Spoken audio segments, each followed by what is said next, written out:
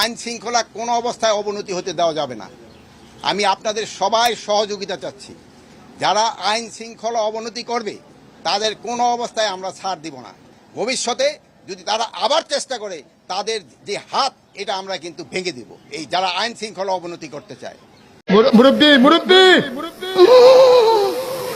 বড় ভাই, এটা প্রশংসা করছি আর মাথা তুটে গেছেন, বক্তিমা তো দিতে পারেন না, তো বক্তিমা তো চাইতে চান কেন বড় ভাই? হাত ভেঙে দিবেন মানে কি? আপনি কি মাস্তান নাকি আমার মতো অ্যাক্টিভিস্ট? আপনি একটা রাষ্ট্রীয় দায়িত্বে আছেন, আপনি কি হাত ভেঙে দেওয়ার কথা বলতে পারেন? শোনেন বড় ভাই, আপনারা একবার বড় ভাই ডাকছি, তাই আপনারা আমি কটু কথা বলবো না, কিন্তু ব্যাপারটা বুঝায় কই। কারণ রাষ্ট্র, রাজনীতি, পলিটি, জনগণের সাথে রাষ্ট্রের সম্পর্ক, আইন, এই সমস্ত বিষয়গুলো বোধহয় আপনার বোঝা নাই, সরগর হয় নাই। আপনার রাষ্ট্রের নির্বাহী একজন, আপনার সাথে রাষ্ট্রের শক্তি আছে, আপনি শুধু একা না, আপনার সাথে রাষ্ট্রের শক্তি আছে। রাষ্ট্রের সেই শক্তিটা আপনার ব্যক্তিগত শক্তি না, সেটা জনগণের সার্বভৌম শক্তি। যেই জনগণ সেই সার্বভৌম শক্তি আপনারে দিচ্ছে রাষ্ট্রের মাধ্যমে, সেই জনগণকে হাত ভেঙে দেওয়ার দায়িত্ব বা অনুমোদন দিচ্ছে, দেয় নাই। আমি একজন ইন্ডিভিজুয়াল, আমি রাষ্ট্রে কোনো ক্ষমতা নেই নাই, তারপরেও তো আমি গুন্ডার মতো আচরণ করতে পারি না, কারণ আমি আমার সার্বভৌম ক্ষমতা রাষ্ট্রের কাছে অর্পণ করছি। আমরা কেউ মারলে নিজে প্রতিশোধ নিই না, আমি রাষ্ট্রকে বলি তুমি এর বিচার করবা। তা আপনি কি গুন্ডা, মাস্তান না মাফিয়া যে হাত ভেঙে দেওয়ার কথা বলেন? নাকি ভাবছেন এভাবে কথা বললে পাবলিক শুনবে, ভয় পাবে, ডরাইবে? জিনা, ডরাইবে না। খবরদার এভাবে কথা বলবেন না। এবার আসেন আর একটা আলাপ করি সিলেবাস সংশোধন নিয়ে। সিলেবাসের একটা নতুন কমিটি হয়েছে, তো খালি দেখি সব আমাদের আর কি কয়, ওই প্রধান উপদেষ্টা আজিম নজরুলের পছন্দের লোকজন আর কি। হ্যাঁ, তো আমি অবশ্য কাউরে নিয়ে কিছু কইতেছি না, কিন্তু এখানে ধর্মীয় জ্ঞান নিয়ে কোনো একাডেমিক লোক নাই।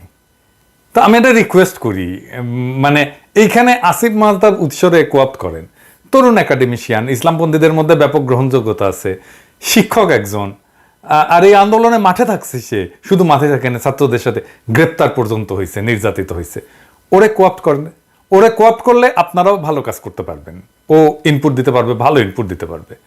কমিটিটা ইনক্লুসিভ হবে, সবার মতামত থাকবে। ওর সাথে কথা বলে দেখবেন ও খুবই রিজনেবল ছেলে।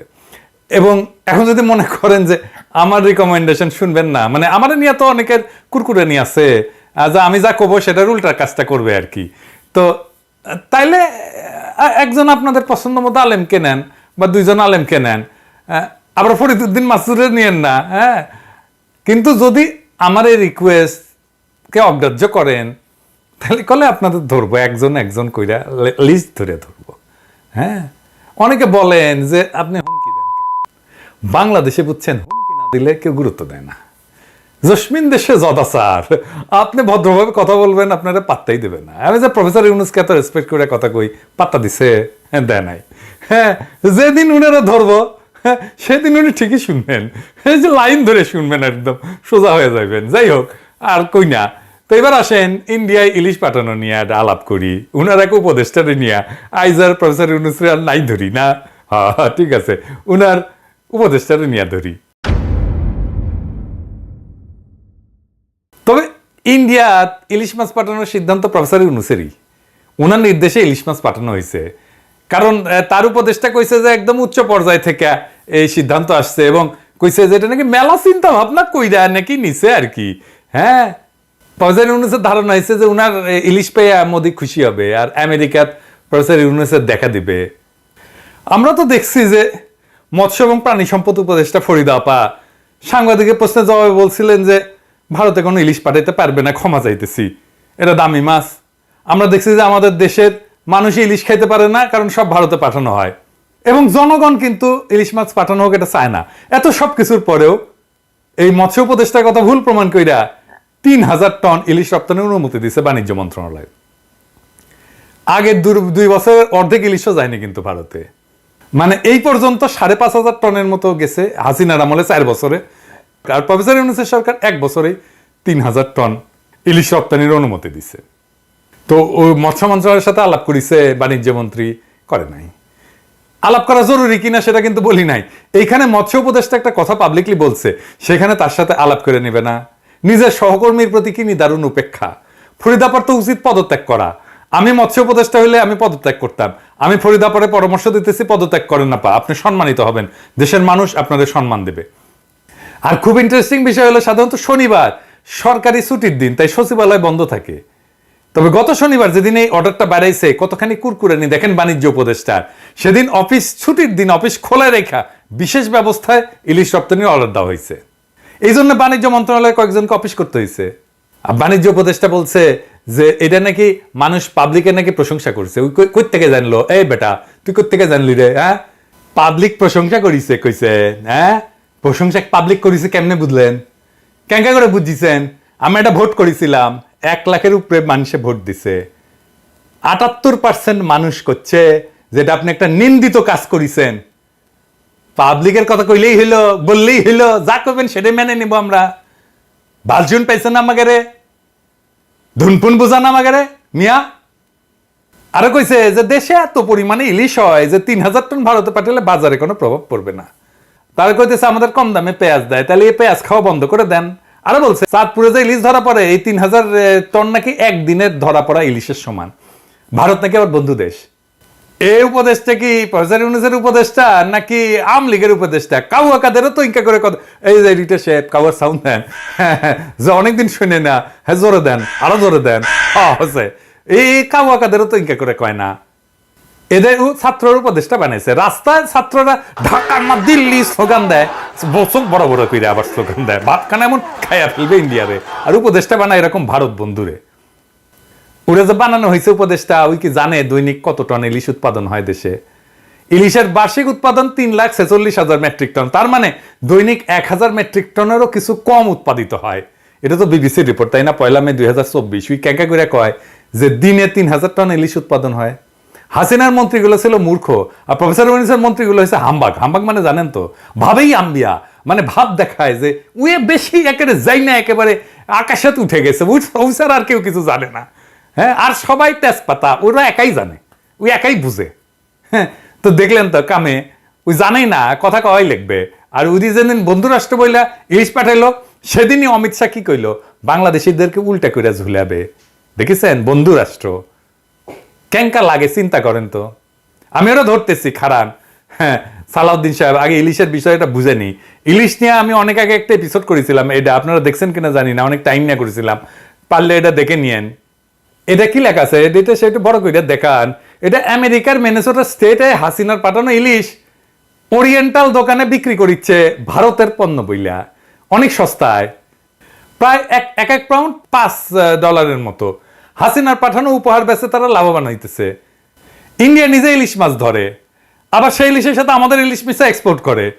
দেখলেন তো বাঙ্গু এলিট, যেমন এই যে মোস্তফা সরোয়ার ফারুকী কইছে যে আমাদের ইলিশ দেওয়া উচিত, আমাদের নাকি মন ছোট দেখাচ্ছে আমরা যদি ইলিশ দেখাইতে না পারি।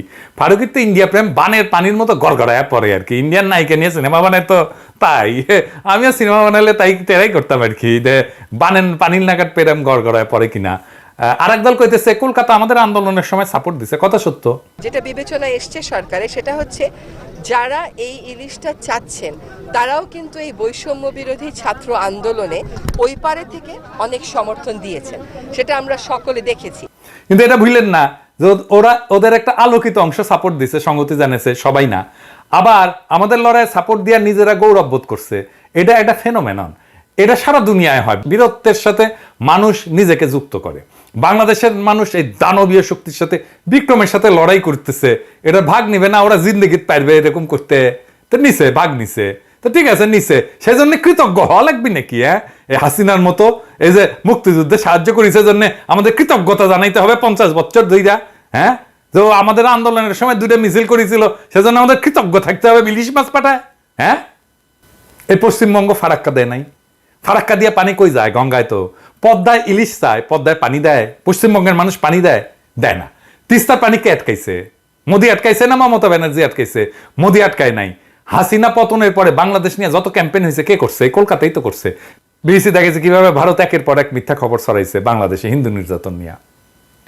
আর বাংলাদেশে যখন বন্যা হইল তখন ওরা কি রকম উচ্ছ্বাস করছে মনে ভুলে গেছেন? প্রত্যেক বছর যেন এরকম বন্যার পানি দেয়, এটা আশা করিছে। ওটা আবার দেখেন আপনার এই কারণে আপনি গেলে, এমনি তো গেলেই না, এদের যে কোনো আচরণ দিয়ে এদের মানুষ বলে মনে হয়। দেখেছেন কিভাবে কি সমস্ত কমেন্ট করেছে, সব বললাম না, শুধু ব্যক্তি পর্যায়ে না, এই যে জি24 ঘন্টা নিজে বাংলাদেশের এই অসহায় পরিস্থিতির নিয়ে ব্যঙ্গ করে নিউজ করেছে না, দেখেছেন না আপনারা? দেখেন আবার এরে বলে বন্ধু দেশ আমাদের উপদেষ্টা। এবার আসেন এই উপদেষ্টা একটু সুলুক সন্ধান করি। এই উপদেষ্টা হাসিনার মন্ত্রী রুহুল হকের বেয়াই। রুহুল হক একটা বিশিষ্ট চোর, সে চোরের সাথে পারিবারিক সম্পর্ক করছে যখন রুহুল হক মন্ত্রী। রুহুল হক চুরি করে নাই, ওই জানে না? এই সব রসুনের টুপকি একই জায়গায়, বুঝছাও? বাঙ্গু সব এলিট একই জায়গায়। আমি শুনছি সব উপদেষ্টার ব্যাপারে নাকি কিছু দ্বিমতের সমালোচনা থাকলেও এর ব্যাপারে সালাউদ্দিন সাহেবের ব্যাপারে কোনো সবাই নাকি একমত ছিল। তা তো থাকবেই, এটা তো আর এক এলিটের সরকার। হাসিনা শুধু বদলাইছে, আর কি বদলাইছে? কিছুই বদলায়নি। গুম হয় না, গুম হয়েছে। এখনো বিচার বহির্ভূত হত্যা হয় রাষ্ট্রীয় বাহিনীর হাতে। উল্টা শুরু হয়েছে সর্বব্যাপী অরাজকতা। আর্মি কিভাবে পিটাইতেছে দেখেছেন? আমি আর ছবি টবি দেখাইলাম না, কত ভিডিও টিডিও আপনারাই দেখেছেন। এখানে দেখা যায় কি সেনা সদস্যরা মারধর করতেছে গরিব মানুষদেরকে। অল্প কয়েকদিন আগে জুলাই আগস্ট গণ অভ্যুত্থানের সময় এরা ছাত্র জনতার উপরে গুলি চালাইছিল না? পুরা দেশকে লুট করে খাওয়া সালমান এফ রহমান অথবা খুনি হাসিনার আইনমন্ত্রী আনিসুল হককে এই জওয়ানরা কখনো এইভাবে পেটাইতে পারবে বা পারছে? হাসিনার কোন মন্ত্রীরা পেটাইছে এইভাবে? পারবে? পারবে না। যত জুলুম, যত হেডম, যত বীরত্ব সব গরিব মানুষের সাথে, বুঝেছে? সেই জন্য এটা হইতেছে এলিটের সরকার, একটা সব বড় লোকের সরকার। উপদেষ্টা মুজিবের ছবি পিছে লাগা অফিস করে। তা একটা জিনিস পাইছেন, এটা কইতেছে ফ্রিডম অফ স্পিচ। তবে ভাইবেন না এটা মহৎ হইয়া প্রফেসর ইউনূস দিছে আমাকে না। প্রশাসনের একটা বেড়া ছাড়া অবস্থা, পারবে না এখন আমাদেরকে ধরতে। পুলিশই নাই, কাড়ে দিয়া ধরবে, কাড়ে দিয়ে আমাদের পিছে লাগাবে। সেই জন্যে কিছু কয় না। ও পুলিশ যদি ঠিক থাকলো নি, দেখলেন আমাদের পিছে এখনো লাগলো নি। প্রশাসন আর উপদেষ্টারা হাসিনার মন্ত্রীর মতো বলে ভারত বন্ধু রাষ্ট্র। স্বামী স্ত্রী এখনো বলে নাই, কারণ প্রফেসর ইউনূসের ক্যাবিনেট তো বুড়া খাটাস দিয়া ভর্তি, তাই কয় নাই। বয়স না কম হলে ঠিকই ইনকা করে মেটাফোর দিল নি। হ্যাঁ, এমনিতে তো পদ পাইতে দিতেছে, তো ওদের দিল নি ইনকা করে আর কি। এমন দিকে যাইতেছে না, কিছুদিন পরে পাবলিকে কবি যে আমলিগ আমলে ভালো ছিল। কবি লিখে রাখেন, আমি আজকে কইলাম তো লিখে রাখেন। মেলা কিছু কইছি আগে, ঠিক হয়েছে না? দেখেন এটাও ঠিক হবিনি। আর কি কইছে? ডেঞ্জারাস কথা কইছে। ওই কইছে আমরা নাকি ইমোশনাল কথা কই। বিপ্লব গণ অভ্যুত্থান কি ইমোশনাল না? হ্যাঁ, এই বিপ্লবে হাজারের উপরে ছাত্র জনতা জীবন দিল, তার রক্তের উপর দিয়া ও ক্ষমতা উপভোগ করতে আসছে, আর আমাদের উপহাস করে ইমোশনাল কইয়া। সালাউদ্দিন সাহেব, আপনি বয়স্ক মানুষ, বুড়া, তো আজকে আপনারা গালি দিলাম না, বুড়া গালি না আর কি, আমিও বুড়া, তো এনা সিল দিলাম। এডিটর সাহেব, এটার কপালে ইন্ডিয়া বন্ধু কইয়া সিল মেরে দেন তো, এটা ঠকাস কইরা। হ্যাঁ মারিছেন, হ্যাঁ ঠিক আছে, আরেকটা মারেন, আরেকটা মারেন, 3টা মারিছেন, হ্যাঁ ঠিক আছে।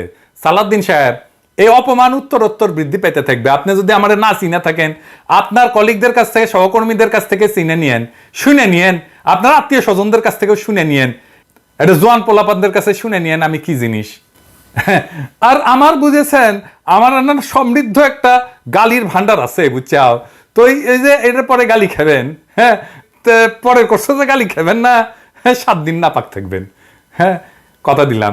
এরপরে 2 সপ্তাহ নাপাক থাকবেন, এরপরে 1 মাস নাপাক থাকবেন। সালাউদ্দিন সাহেব, আপনি ইমোশনাল কইয়া উপদেষ্টা থাকার বৈধতা হারাইছেন। আপনি বিপ্লবকে উপহাস করছেন। আপনি পদত্যাগ করবেন, অবশ্যই পদত্যাগ করবেন। পদত্যাগ না করলে এরপরে যদি শিক্ষা না হয়, আপনারা কিন্তু ওই ইলশা আমরা হান্দায় দেব। ওর আপনারা যেটি পাওয়া হবে সেটি আপনার গাড়ি আর মাথার পচা ডিম মারবে।